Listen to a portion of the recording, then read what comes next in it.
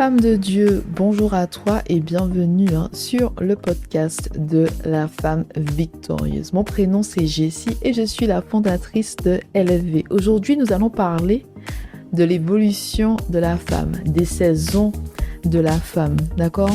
Et de l'importance en fait de marcher, de cheminer avec Dieu, d'être en synchronicité avec la volonté de Dieu dans notre vie. Allez, on commence tout de suite. Alors, par où commencer, d'accord?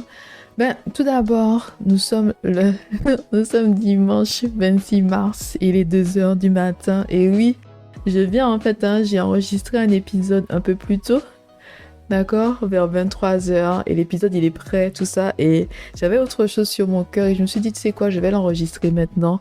Même s'il est tard, même s'il est 2h du matin et tout, c'est dimanche et je vais faire la grasse matinée, donc ne t'inquiète pas. Alors nous allons parler aujourd'hui de l'évolution de la femme et vraiment de cette importance de marcher avec Dieu, de suivre en fait les saisons, il y a vraiment l'importance de reconnaître la saison dans laquelle nous sommes et de faire ce que le Seigneur nous appelle à faire. Mais j'irai un peu plus loin aussi dans le sens que c'est beau et magnifique de pouvoir marcher en fait à son rythme, tu vois, sans se comparer aux autres. Sans se dire qu'on est moins que parce que nous n'avons pas certaines choses. D'accord? C'est se sentir aussi qu'on est plus que d'autres femmes parce que nous avons ci ou ça. Vraiment être humble dans son parcours. Et vraiment en fait embrasser les différentes saisons de nos vies. Vraiment embrasser qui nous sommes. D'accord?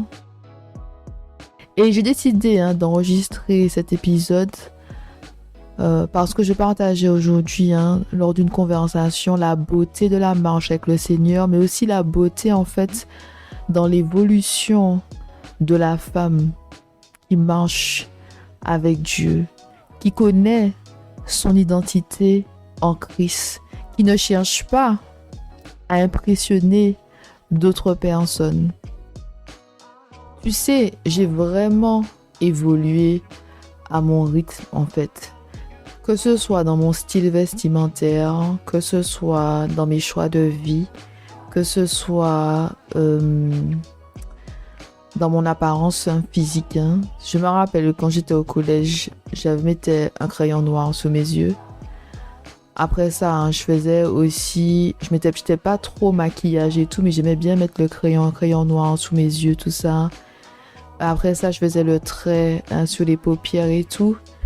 Mais j'ai vraiment pris le temps, Je me rappelle aussi que j'aimais mettre mes talons. À 18 ans, j'aimais porter mes talons. 18, quand j'habitais en Martinique, j'aimais beaucoup les talons. Je mettais des talons de 5 cm, je pense. Je mettais pas encore les talons de 10 cm. Je mettais mes talons de 5 cm et tout. Et pas trop maquillée. J'avais les cheveux défrisés à l'époque. Donc j'ai défrisé mes cheveux J'ai commencé à défriser mes cheveux à l'âge de 13 ans. Je pense que j'étais en 6e. Peut-être 11. Je dis 13 ans, mais non, c'est 11 ans. J'ai embrassé en fait le défrisage. Je défrisais mes cheveux parce que c'était la solution la plus pour pouvoir se coiffer. Il n'y avait pas encore les produits que nous avons maintenant et tout. Et donc c'était la meilleure solution. Et j'ai vraiment pris le temps de devenir une femme. C'est vrai qu'on nous dit en fait, on nous dit en général qu'on devient une femme quand on a ses règles, mais en fait non, d'accord? C'est juste que le corps change, oui, quand on a nos règles, le corps commence à changer aussi quand on commence à avoir des seins plutôt, on va dire ça comme ça.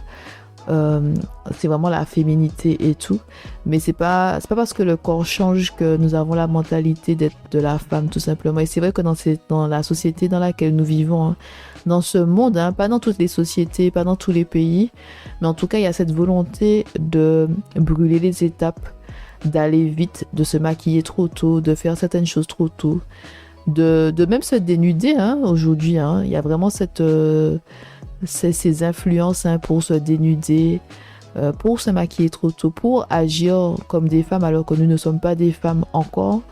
Nous n'avons pas encore la mentalité de la femme. C'est le corps change, on est en devenir, mais on ne se sent pas totalement femme.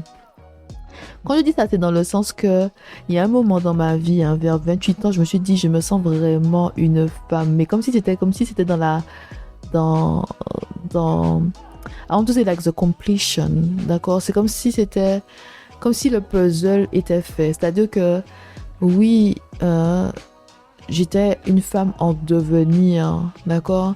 Mais il n'y avait pas encore ce sentiment-là que toutes les parties de moi, que je suis vraiment entière. Je vais pas expliquer avec des mots, mais il y avait vraiment ce sentiment-là que vers l'âge de 28 ans, je me suis dit, je me sens vraiment femme. À 28 ans. Et je me suis dit que on nous dit quand on a nos règles que nous sommes des femmes maintenant, mais je dis, mais je me sentais pas femme. Je dis pas ça dans le sens qu'il y avait un problème en moi je ne sais pas si je suis un homme et une femme, je savais très bien que j'étais une femme et tout. Mais je veux dire, c'est dans le sentiment, dans l'identité, je sais pas comment dire ça. C'est difficile en fait, hein, d'expliquer des choses qu'on ressent spirituellement avec des mots. Oui, je savais que j'étais une fille, je savais que j'étais une jeune femme, je savais que j'étais une jeune adulte. D'accord? Mais il y a vraiment à 28 ans ce sentiment-là d'être une femme, de me sentir bien dans ma peau. D'accord, de vraiment être, d'embrasser mon identité, toutes les parties de moi et tout. J'espère que je suis claire et tout, parce que c'est difficile de mettre des mots sur ce qu'on ressent spirituellement et tout. Et il y a vraiment ça, je me suis toujours dit que j'ai pris vraiment le temps d'évoluer, le temps de me chercher, dans le sens chercher son style vestimentaire, essayer de nouvelles choses, changer de style capillaire. J'avais les cheveux défrisés. Je les ai coupés. J'ai fait un big shop. Je crois la 2e année en Angleterre, j'ai fait un big shop.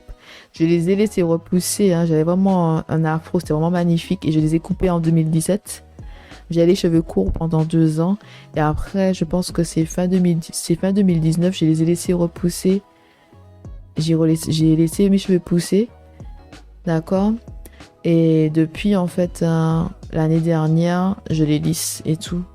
Mais il y a vraiment cette beauté-là d'explorer, en fait, d'explorer notre identité, d'essayer de nouvelles choses, d'essayer certaines choses et de se dire, ce n'est pas pour moi, ça. De trouver aussi son style vestimentaire, qu'est-ce que j'aime. Et on change au fil du temps, d'accord? On change, j'ai adopté la mode modeste, je pense, en 2020. Peut-être 2020, 2021, je me suis pas sûre maintenant. Je pense 2020. J'ai adopté, non 2020 sûr. 2020, j'ai vraiment adopté la mode modeste. Je changeais déjà en fait. Je me couvrais de plus en plus, mais vraiment en 2020, j'ai pris la décision de m'habiller modestement. Vraiment l'évolution avec le temps, d'accord? L'évolution avec le temps, de prendre le temps de devenir la femme que Dieu nous appelle à être. De ne pas brûler les étapes, de ne pas faire les choses avant l'heure, mais de laisser le Seigneur nous guider, de prendre le temps, de changer, d'être transformé. D'accord? Et c'est intéressant quand on voit les photos de nous, quand on avait 15 ans, quand on avait 18 ans, 22, 25, d'accord, 26, 30, 34, j'ai 34 ans. Ouais, j'ai 34 ans. Je sais, je ne fais pas 34 ans. Il y a des personnes qui pensent que j'ai 24 ans, mais j'ai déjà 34 ans. J'ai 34 ans. Non, voilà, mais c'est beau, c'est beau, c'est beau. Et de se dire aussi qu'en vérité, j'ai senti que ma vie devenait de plus en plus belle à 30 ans, d'accord? La vingtaine, j'étais vraiment perdue avec... faut trouver un métier, il faut se positionner, il y a des choix à faire. On ne sait pas vraiment qui nous sommes au début de sa vingtaine et tout, et on doit prendre des décisions importantes qui ont un impact à long terme. On prend des décisions sans savoir si c'est vraiment de bonnes décisions. On fait des choix sans se connaître réellement et tout. Et je me suis dit, à 30 ans, je me suis dit, oh mon Dieu, la vie est belle. Il n'y a pas les problèmes d'identité, de se chercher. Je me posais 1500 questions par rapport à mon orientation professionnelle. 1500 questions. Est-ce que j'ai fait le bon choix? Est-ce que je suis là où je dois être et tout? Il y a vraiment ça en fait. Parce qu'on fait des choix mais on n'est pas sûr. On fréquente des gens, ils ne sont pas forcément pour nous. Ils ne sont pas forcément avec nous, mais ils sont dans nos vies. D'accord? On a beaucoup plus de discernement avec le temps. Je sais pas, je trouve ça tellement beau et magnifique d'évoluer, de changer, de laisser en fait le Seigneur nous transformer petit à petit, de changer de style. Nous ne sommes plus les femmes que nous étions il y a 10 ans, il y a 15 ans, il y a 5 ans, il y a 2 ans, il y a 6 mois, il y a même 3 mois. Nous évoluons constamment. On pensait d'une façon et aujourd'hui on pense d'une autre façon. Peut-être qu'on avait une vie dans le péché il y a quelque temps et maintenant nous sommes délivrés de certaines choses. Le Seigneur travaille toujours en nous, mais on n'est plus sous le joug de l'ennemi. Il y a des choses que nous ne faisons plus. Il y a des personnes que nous ne fréquentons plus. Et c'est beau et magnifique cette libération avec le temps, ce changement avec le temps, cette transformation avec le temps. Transformation intérieure, mais aussi transformation extérieure. D'accord ? Je savais me maquiller à l'âge de 19 ans. Mais quand je dis maquiller, moi je suis une personne très naturelle. J'aime vraiment le maquillage léger. Donc moi c'est vraiment mon style, c'est maquillage léger et tout. Mais c'était pas vraiment mon truc. C'est une compétence que j'ai acquise à 19 ans, mais que je n'ai pas forcément mis en pratique après. Parce que c'était pas mon truc tout simplement. Voilà. Et même dans le changement de coiffure et tout, je prends vraiment le temps de me coiffer, de changer de coiffure, de lisser mes cheveux et tout. Avant, j'avais pas ce temps-là. Quand j'étais étudiante, moi, je me coiffais, oui, mais j'avais pas beaucoup de temps à consacrer à ce genre de choses-là. Je prenais soin de moi, comme tout le monde, hein. Enfin, comme la majorité d'entre nous, je veux dire ça comme ça. Je prenais soin de moi et tout, mais j'avais pas vraiment le temps de faire les choses et tout. Je prenais soin de moi. On va dire que je faisais le minimum syndical et tout, mais j'avais pas le temps, ce temps-là que j'ai aujourd'hui, de vraiment prendre soin de moi. Maintenant, j'appelle ce temps que je passe avec moi-même beauty treatment. Tu sais, c'est comme le traitement de beauté d'Esther dans la Bible et tout. Elle a eu un traitement de beauté, je crois, de 12 mois. Dès que je prends le temps pour moi le samedi ou le dimanche et tout, je me dis que c'est les beauty treatment, c'est les traitements de beauté. Vraiment, prendre le temps de s'occuper de soi. Je prends plaisir à faire ça. Je prends plaisir à consacrer du temps, à prendre soin de moi.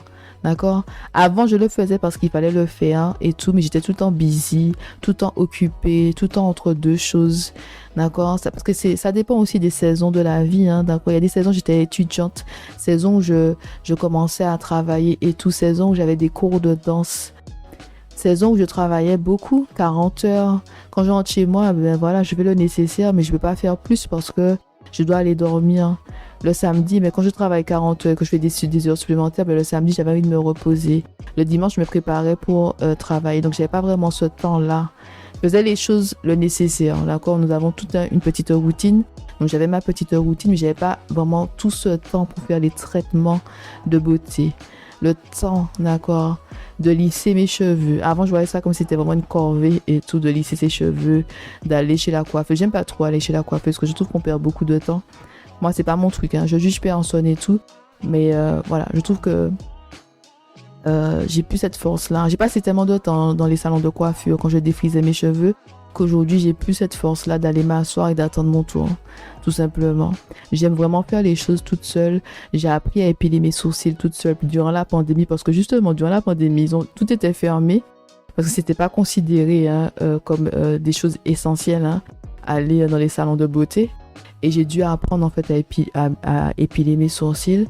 J'ai trouvé aussi les bons produits pour moi, pour mon corps, pour mes cheveux, la bonne marque de maquillage pour moi.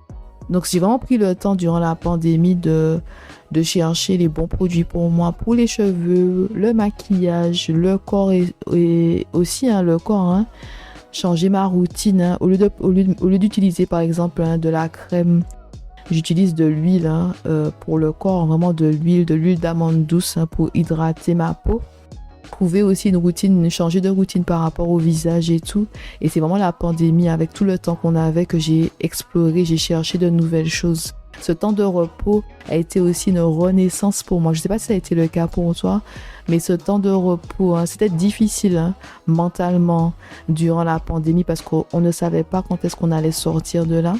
C'était difficile de rester enfermé chez soi, de sortir pour faire un tour, pour marcher ou pour aller au supermarché. Difficile de rester une année en Angleterre sans sortir du pays, sans sortir de c'est une île, sans sortir de l'île et tout. Mais ça m'a permis aussi de changer, de renaître. Vraiment une renaissance. Et ça a été vraiment le début de ma renaissance.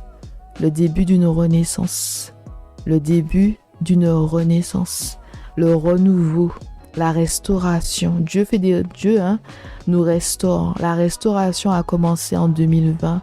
La renaissance a commencé en 2020. J'ai changé. Je suis plus la même personne. Je réfléchis plus de la même façon. Je n'ai plus les mêmes amis. Je fréquente plus les mêmes personnes. Je m'habille pas de la même façon. Il y a vraiment eu ce changement-là. Mais en son temps, vraiment en son temps, sans se presser, sans se mettre la pression. Et en fait, j'apprécie vraiment cette liberté d'être la personne que je suis, d'être la femme que Dieu m'appelle à être, de marcher à mon rythme, sans regarder à droite, sans regarder à gauche, sans me comparer à qui que ce soit. Apprécier en fait aussi les autres femmes, pouvoir complimenter les autres femmes, le style vestimentaire, les coiffures, le maquillage, pouvoir complimenter d'autres femmes, apprécier le style d'autres femmes sans se comparer et sans vouloir être elle. Car je me sens bien dans mon corps, je me sens bien dans ma peau, je me sens bien dans ma tête. Et femme de Dieu, je souhaite vraiment que tu ressentes ce que je ressens aujourd'hui. Cette liberté d'être toi et d'évoluer à ton rythme sans être poussé à droite et à gauche par des influences extérieures. Mais vraiment embrasser la personne que tu es et laisser le Seigneur te changer au fil des saisons de ta vie.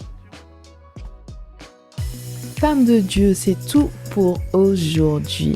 Mais c'est vrai, du fond de mon cœur, j'espère vraiment que tu connaîtras ça, cette liberté d'être la femme que Dieu t'appelle à être, d'accord? Et de te voir vraiment comme une reine parmi d'autres reines.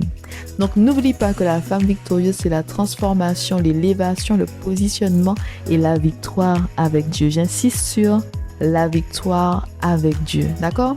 C'est tout pour aujourd'hui. On se voit très bientôt. Allez, bye bye!